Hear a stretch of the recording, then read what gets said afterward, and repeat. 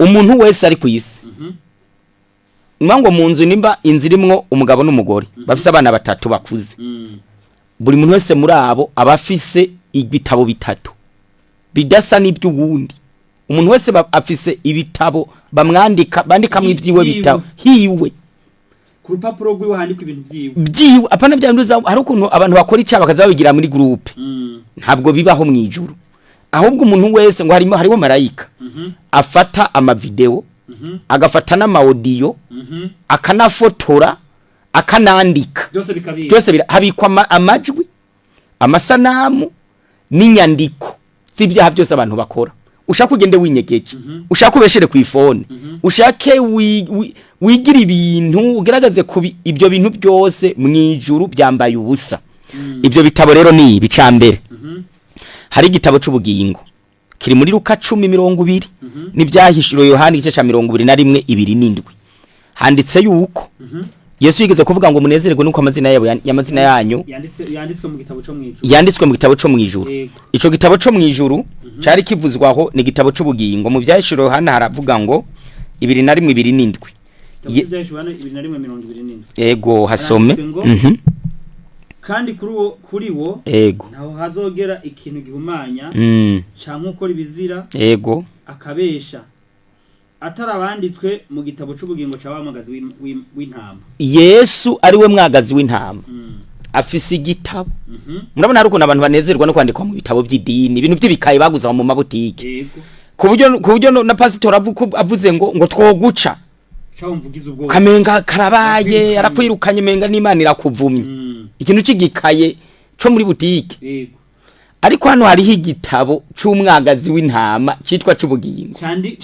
candikwamwo umuntu wese adahumanye w'umugororotsi hano badondaguye ibintu ico gitabo nico giteye ubwoba gusumba ibitabo biri hano kwisi cyane ico gitabo ni kimwe muri Yesaya 65:6 hari igitabo naco candikwamwo ibyaha Yesaya 65:5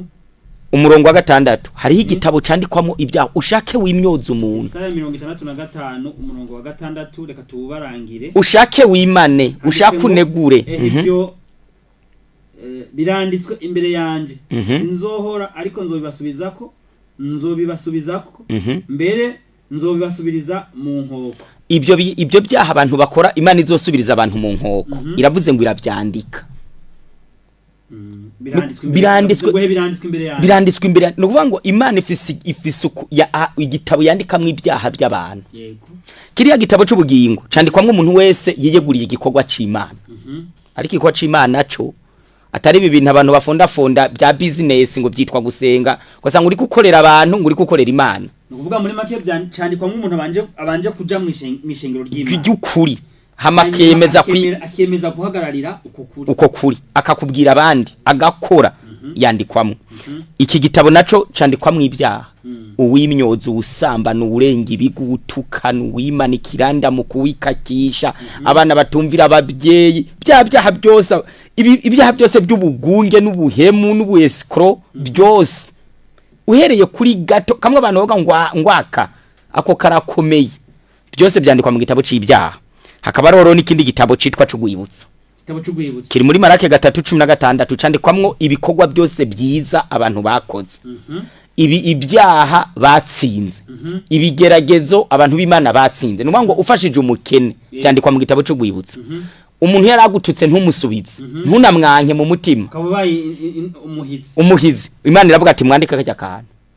niko twihorana abantu ko buri munsi bakora ibintu byo kwihora wihoye baca kwandika mu gitabo c'ibyaha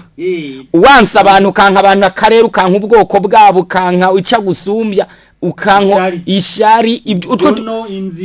bintu byose abantu birirwa batukana ku mbuga byose ubona menga ntibazonapfa byose byandikwa mu bitabo by'ibyaha ariko ushoboye gutsinda uwakuge Yesu hari ibintu yavuze bibiri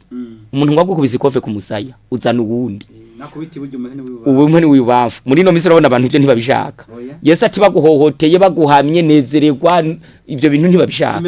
umwansi wawe ngo ashonje ucuzana ibyo kurya ahubwo ibyo uba bakubwira ngo nkubitira izombwa nukuvuga ngo yisi icyaho uko coba kingana kose candikwa ariko igitabo c'ugwibutso candikwa mu ibikorwa byiza